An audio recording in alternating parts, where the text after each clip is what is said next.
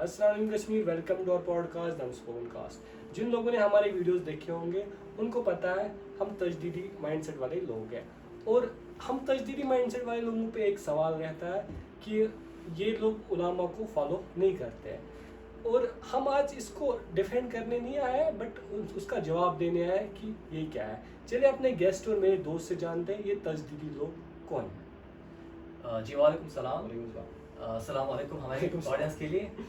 आपने बिल्कुल सही वर्ड इस्तेमाल किया, तजदीदी लोग, क्योंकि ये जो वर्ड है ये मेरा वर्ड नहीं है, ये वर्ड हदीस में आया है। जी, हदीस में आया है कि तजदीद, वैसे अगर मैं बोलूँ कि तजदीद कहते हैं रिवाइव करने को, कोई चीज़ भूल गई हो गई, कोई चीज़ ख़राब हो गई हो, उसको ठीक करने को तजदीद बोलते हैं। जी, और तजदीदी लोग या मुजद्दिद उन लोगों को कहते हैं जिनका ये मानना हो कि इस्लाम अब इतने सालों में कंटेमिनेट हो चुका है, इनमें बहुत से अलग अलग चीज़ें आ चुकी हैं, बहुत चीज़ें मिस हो गई है, हमको रिवाइव करना है इस्लाम वैसे ही प्योर फॉर्म में जैसा कि नबी करीम सल्लल्लाहु अलैहि वसल्लम के ज़माने में था। उनको हम मुजद्दिद बोलते हैं, तजदीद बोलते हैं। और ये बात मैं नहीं घर के ला रहा हूँ, ये हदीस है। हदीस में आता है कि अल्लाह ताला ने मेरी उम्मत पे ये रहमत ज़रूर की है कि हर 100 साल में कम से कम एक ऐसा इंसान ज़रूर आएगा जो कि तजदीद करेगा मेरे दीन की। दीन में जो गलत चीज़ें आ गई होंगी उनको बाहर निकालेगा, जो सही चीज़ें भूल गए होंगे लोग उनको वापस याद दिलाएगा और दीन को वैसे ही पेश करेगा जैसे मैंने किया है। और हमारे माइंड से भी ये है, हम ट्रेडिशनलिस्ट नहीं है। हम ये नहीं कहते कि जो कुछ भी हमें अपने माँ बाप से मिला है वो सब ठीक है। मतलब कि कुरान में अल्लाह ताला क्या कहता है, वही कि जो ये काफिर है इनको बोलो कि चलो सच्चाई की तरफ आओ। ये लोग कहते हैं हम उसको फॉलो करेंगे जिसको हमने अपने माँ बाप से पाया। जी, वो ट्रेडिशनलिस्ट है, हम ट्रेडिशनलिस्ट नहीं है। नहीं। हम हक को तलाश करते हैं, चाहे कि हमारी कम्युनिटी के खिलाफ क्यों न जाए। कुरान ये वर्ड साफ साफ कहता है सूरह निसा में आयत नंबर 135 में कि हक की तलाश करो, चाहे तुम्हें अपने लोगों के खिलाफ जाना क्यों ना पड़े। ये हमारा माइंडसेट है। और क्योंकि तजदीद वर्ड आया है हदीस में, इसलिए हमें फख्र महसूस करते हैं अपने लिए इस्तेमाल करने को। चलिए मेरे आपसे एक सवाल है, क्या इस्लाम में आलमों का कंसेप्ट होता है या नहीं होता है? जी देखिए, हमारे जो इस्लाम के अंडरस्टैंड के उसूल है वो मैं कॉमन सेंस से स्टार्ट करता हूँ उसूल को। कुछ लोग कहते हैं कि कुरान को समझने का उसूल ये है कि कुरान को ऐसे पकड़ के छोड़ दो, ऐसे खोल दो, रैंडमली जिस आयत पे ओपन हो जाए वही तुम्हारे लिए है। मैं इन उसूलों को नहीं मानता। कुरान ने कहा है कि ज़ालिका किताबुल ला रैब फीह, मैं किताब हूँ। तो जो हम किसी भी आम किताब को अंडरस्टैंड करने में उसूल इस्तेमाल करेंगे हम वही करेंगे। मतलब कि आम किताब के साथ हम क्या करते हैं, पढ़ते हैं, उससे इल्म हासिल करते हैं, उसमें अमल करते हैं। यही हम कुरान के साथ करेंगे। लेकिन आप ये समझ सकते हैं, कोई भी समझ सकता है कि हमने कोई किताब उठाई, हमने फिलॉसफी की कोई, हमें केमिस्ट्री कोई किताब उठाई और हमने छोटे बच्चे के हाथ में दे दी, उसको समझ आएगा? नहीं। हमने केमिस्ट्री के प्रोफेसर के हाथ में दे दी, समझ आएगा? नहीं। आएगा। हमें केमिस्ट्री के प्रोफेसर में भी वही हाथ में वही किताब दी, छोटे बच्चे के हाथ में, समझ किसे आएगा? प्रोफेसर को ज़्यादा समझ आएगा। मेरे नज़दीक यही उसूल हम कुरान पे अप्लाई करेंगे। जिसने अपनी ज़िंदगी खर्च की होगी कुरान को समझने में, जिसको पूरी अरबी की ग्रामर पता हो, जिसको पूरी हिस्ट्री पता हो कुरान की, उसे कुरान ज़्यादा समझ आएगा कि हम जैसे लोगों जैसे ट्रांस में पढ़ी है ना? हाँ। तो अपने आप आलमों का कंसेप्ट डेवलप हो जाएगा। अगर ये कुरान में ना भी होती बात कि आलमों की इज्जत करो, लेकिन कुरान में है। सूरह तौबा में आयत नंबर 122 में अल्लाह ताला कहता है कि हर किसी का ताकत नहीं है कि वो इल्म हासिल करने के लिए अपनी ज़िंदगी वक्फ कर दे, लेकिन हर शहर में कुछ लोग ऐसे होने चाहिए जो अपनी ज़िंदगी वक्फ कर दे इस्लाम को समझने के लिए। तो इस्लाम में आलमों का कंसेप्ट बेशक है।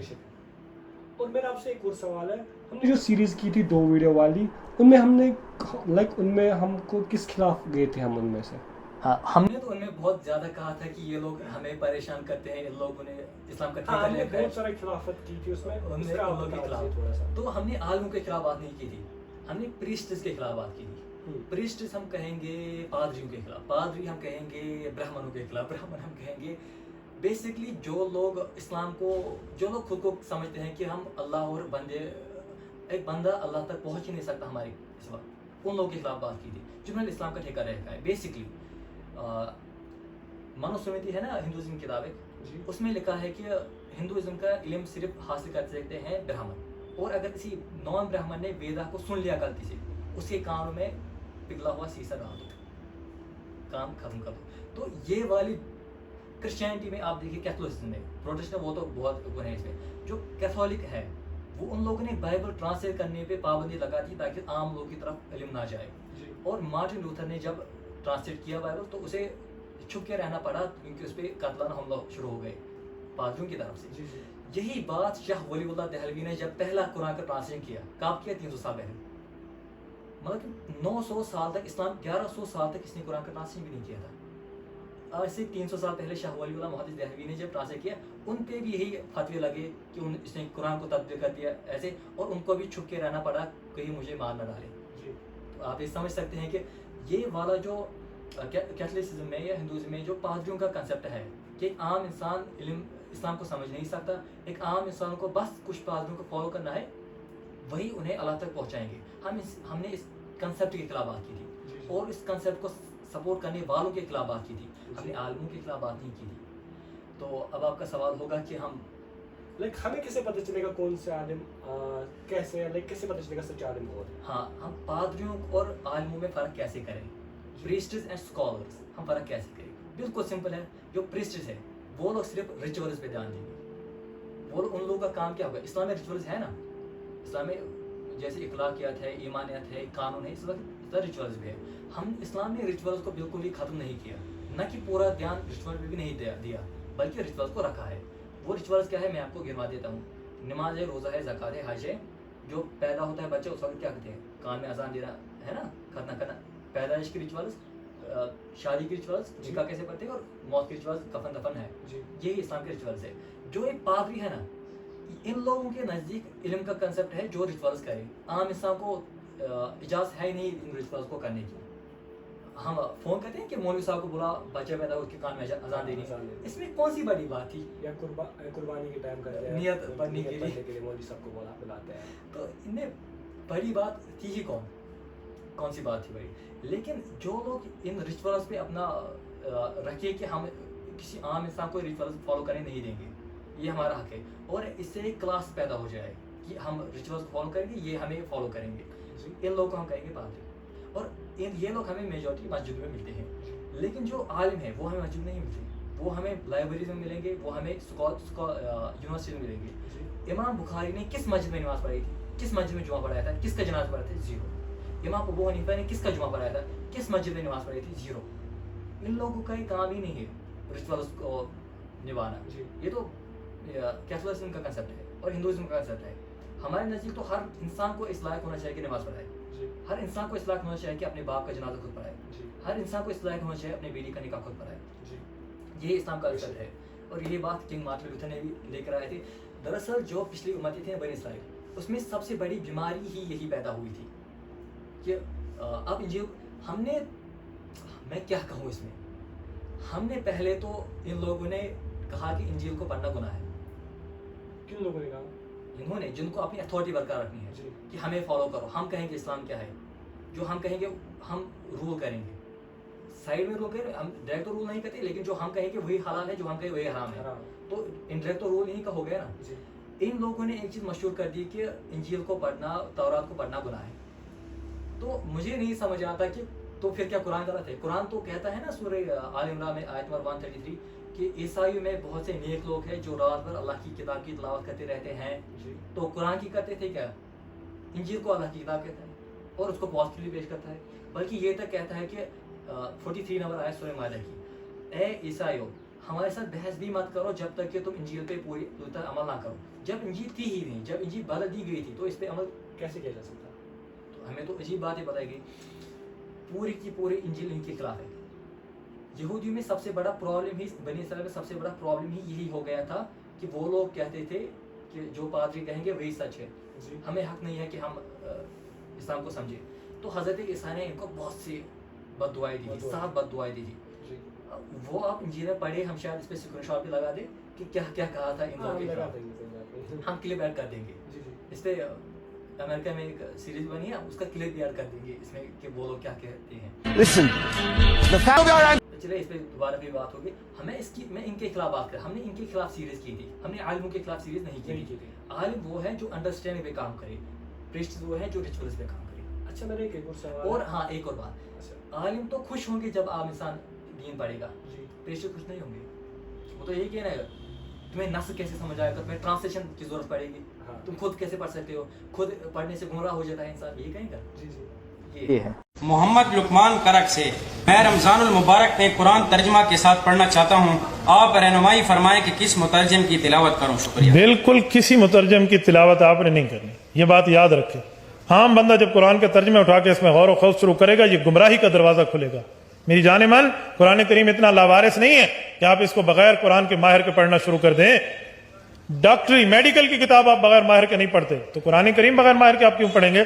ترجمے آپ کے لیے نہیں ہے، یہ طالب علم کے لیے. جی جی. چلے میرا آپ سے ایک اور سوال ہے، ہم ان عالموں سے کیسے اپنا علم حاصل کر سکتے ہیں؟ جی بالکل، یہاں پہ میں ان کا ایک دھوکے کا بھی جواب دوں گا. ہم عالموں کو بالکل اسی طرح استعمال کریں گے جس طرح کہ ہم کسی بھی اور پروفیشن کو دنیا میں استعمال کرتے ہیں. مطلب کہ آپ بیمار پڑ گئے، آپ ڈاکٹر کے پاس جاتے ہیں. ہم یہ نہیں کہتے کہ ہم خود سے پڑھ کے علاج کریں گے، ہم ڈاکٹر کے پاس جاتے ہیں. لیکن فار ایگزامپل آپ کا پیر درد ہو رہا ہے، ڈاکٹر کے پاس گئے، اس نے وہاں سے ایک بوتل دی، اس میں لکھا ہے ریڈ پوائزن، آپ کھائیں گے؟ نہیں. کیوں؟ تھوڑا عقل ہے. اپنا مائنڈ یوز کریں گے. ہم بلائنڈ فالو تو نہیں کریں گے. یہی کام ہم عالم کے ساتھ کریں گے، ہم ان کی بلائنڈ فالوئنگ نہیں کریں گے. قرآن کہتا ہے کہ اے نبی صلی اللہ علیہ وسلم، آپ لوگوں سے کہہ دیجئے کہ میں تمہیں اپنی بلائنڈ فالوئنگ کے لیے نہیں بلاتا. مجھ سے علی وجہ بصیرت بات کرو، مجھ سے سوال پوچھو میں جواب دوں گا. اگر سوال کا جواب نہیں ملتا تو فالو مت کرو. ایسی بات کر رہے ہو لیکن اگر کوئی عالم بولے گا ہمیں وہ ویریفائی کرنا چاہیے وہ سچ ہے کہ جھوٹ. جس طرح کہ ہم ڈاکٹر کی بات بھی نہیں مانیں گے کہ اگر وہ پیر میں درد ہو رہا ہے وہ کہے کہ تمہیں تو ہاتھ کرنے پڑے گا، ہم نہیں مانیں گے یہ بات. وہ پیراسٹامال دے دے، میں تو پیر میں درد ہے، ہم 4-5 ڈاکٹر کے پاس جائیں گے لیکن یہ کیا بول رہے ہیں. تھوڑی عقل ہمارے پاس ہے نا. قرآن کہتا ہے کہ کل حاضی سبیل ادعو الی اللہ علی بصیرۃ، میں تمہیں ثبوت کے ساتھ بلاتا ہوں، میری بلائنڈ فالوئنگ مت کرو. جی جی. تو یہی ہم عالم کے ساتھ کریں گے. اس پہ میں اب واقعہ ایک بولوں گا. جھوٹا واقعہ ہے، بالکل جھوٹا واقعہ ہے، تذکرۃ الاولیاء میں لکھ دیا ہے ان لوگوں نے. اور یہ واقعہ مشہور کرتے ہیں کہ خواجہ معین الدین چشتی رحمۃ اللہ کے پاس ایک انسان آیا مرید ہونے کے لیے اور کہا کہ مجھے اپنا مرید کیجیے. انہوں نے کہا کہ جب کوئی انسان مرید ہوتا ہے اس کو پھر اپنے شیخ کی ہر ایک بات ماننی ہوتی ہے، چاہے وہ اس کے خلاف عقل کے خلاف جائے یا نہیں. اس مرید نے کہا میں ہر ایک بات مانوں گا. خواجہ معین الدین نے وہاں سے کہا تو پڑھو لا الہ الا اللہ چشتی رسول اللہ، نعوذ باللہ. یہ کہا. اس مرید نے پہلے سوچا یہ تو غلط بات ہے، میں کیسے، یہ تو کفر ہے، لیکن پھر کہا کہ مجھے اپنے شیخ کو فالو کرنا ہے، پڑھ دیا. کہا کہ شاباش، آج میں خوش ہو گیا، تم نے میری بات فالو کی. میں کہتا ہوں ان لوگوں پہ لعنت ہو جس نے یہ واقعہ گڑھا ہے. خواجہ معین الدین چشتی پہ یہ جھوٹا الزام ہے، بالکل جھوٹا واقعہ ہے، اس کی کوئی سند نہیں ہے. تو ایسے واقعات انہوں نے گھڑے کیوں؟ تاکہ ہم سے کوئی سوال نہ کرے. ہم جو کہیں ہماری بلائنڈ فالوئنگ کی جائے. بلائنڈ فالوئنگ اسلام میں بالکل حرام ہے. قرآن کہتا ہے سورہ 8 نمبر سورت میں آیت نمبر 22 ان شر الدواب عند اللہ الصم البکم لا یعقلون، بے شک وہ لوگ گدھے ہیں جو اپنی عقل استعمال نہیں کرتے. جی. تو جو لوگ بلائنڈ فالوئنگ کرتے ہیں وہ تو میرے نزدیک گدھے ہیں، قرآن کے نزدیک، میرے نزدیک نہیں.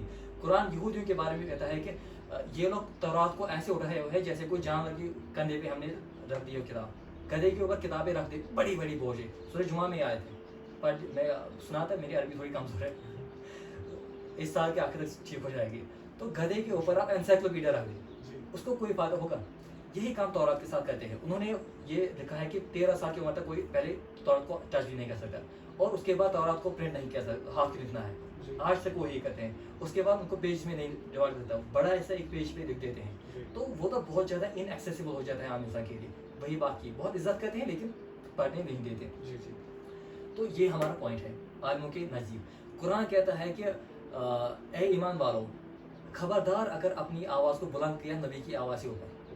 تو جو لوگ کہتے ہیں کہ ان کے سامنے ہم کوئی حدیث پیش کریں، وہ لوگ کہیں کہ نہیں ہمارے مولوی تو یہ کہتے ہیں، تو وہ تو گستاخی کر رہے ہیں قرآن کے روح کے مطابق، ہے نا. قرآن کہتا ہے کہ یا ایھا الذین آمنوا اطیعوا اللہ، اللہ کی اطاعت کرو، قرآن واطیعوا الرسول، حدیث کی اطاعت کرو، اولو الامر آپ نے عالموں کی اطاعت کرو. فإن تنازعتم فی شیء فردوہ الی اللہ والرسول. لیکن اگر کوئی عالم نے کوئی ایسی بات کہہ دی جو قرآن و حدیث نہیں ہے تو اس کو باہر پھینکو، چھوڑ دو اسے. یہ والا اصول اگر ہم فالو کریں گے تو میں یہ کہتا ہوں کہ دنیا میں سارے فساد اینڈ ہو جائیں گے. سارے جو فرقہ واسطیہ سنی ہے یہ سب اینڈ ہو جائے گا، سب لوگ ایک جگہ جمع ہو جائیں گے. میرا آپ سے ایک لاسٹ والا سوال ہے کہ میں نے دیکھا ہے کچھ لوگ کچھ عالموں کی زیادہ عزت کرتے ہیں، کچھ عالموں کی کم عزت کرتے ہیں. آپ اس بارے میں کیا کہنا چاہتے ہیں؟ جی ایگزامپل یہ دوں گا میں، کوئی بات نہیں. ہمیں دیکھتے ہیں کہ جو لوگ یہاں پر امام ابن تیمیہ کی تعریف کرتے ہیں وہ لوگ احمد رضا بریلوی کو برا بھلا کہتے ہیں، اور جو لوگ ان کو تعریف کرتے ہیں وہ لوگ انہیں برا بھلا کہتے ہیں. تو ہمیں کیا یہ چیزیں کرنی چاہیے؟ نہیں. میں یہ کہتا ہوں کہ پہلے تو ایک آیت سن لیجیے. اللہ تعالیٰ نے قرآن میں کہا سورہ مائدہ میں آیت نمبر 42 لیبلوکم فیما آتاکم. میں چاہتا تو تمہیں ایک ہی امت بناتا، لیکن میں نے تم میں جان بوجھ کے اختلاف رکھے تاکہ میں ہر ایک کو اس کے علم کے مطابق आजमाऊं। जी। तो हमसे सवाल पूछेंगे, उसके मतलब ये हमारे पास इल्म है। इसी तरह नबी ने फरमाया कि इन्नमल आमलु बिन्नियात, एक इंसान का जो अमल है उसको सवाब मिलेगा, गुनाह मिलेगा, वो डिपेंड करता है कि उसकी नीयत साफ थी या नहीं। इसी तरह फिर फरमाया कि अगर किसी की नीयत साफ है और उसने कुरान और हदीस से गलत चीज़ भी समझ ली, फिर भी उसे एक सवाब मिलेगा। कौन सा सवाल? और अगर उसने ठीक चीज़ समझ ली तो उसे 2 सवाब मिलेंगे, है ना। तो एक इंसान की हमें इज्जत करनी चाहिए या नहीं, इसका टोटल हमें डिपेंड करता है कि उसको उसकी नीयत कैसी थी, उसका कैरेक्टर कैसा था। वो इस पर डिपेंड करता ही नहीं कि उसने क्या समझा। एग्जाम्पल दूँ मैं, हज़रत अब्दुल्ला इब्न अब्बास नबी करीम सल्लल्लाहु अलैहि वसल्लम के सबसे करीबी सहाबा और चचेरे भाई थे। वो निकाह मुता को हलाल समझते थे, उन तक वो हदीस ही नहीं पहुंची थी कि अब से निकाह मुता हराम है। तो क्या हम उनकी इज्जत करना छोड़ दें क्योंकि उन्होंने कोई एक ऐसी बात की जो इस्लाम के खिलाफ है? नहीं। सहाबी है। और यहाँ से मैं आपको एक और एग्जाम्पल दूँ, पिछले साल एक बंदा उठा लंदन में, कहने लगा कि मैं महदी हूँ, इमाम महदी हूँ। उसका इंटेंशन क्या था? फॉलोअर्स बढ़ेंगे, है ना। तो जब पुलिस ने तहकीक की, पता चला कि ये तो बहुत गलत काम करता है, इस पर तो बहुत पिछले इल्ज़ाम है और आज वो जेल में पड़ा हुआ है। तो उसका कैरेक्टर बहुत गलत था, लेकिन वो निकाह मुता को हलाल नहीं समझता था। तो क्या हम कहेंगे कि नौज़बिल्लाह हम इसकी इज्जत करेंगे, अब्दुल्ला इब्न अब्बास की इज्जत नहीं करेंगे? हमें देखना है कि इंसान का कैरेक्टर कैसा है, क्या उसकी नीयत ठीक है या नीयत ठीक नहीं है, तो इज्जत करेंगे। उसने क्या समझा, वो हम उस पर उसकी इज्जत डिपेंड नहीं करती है।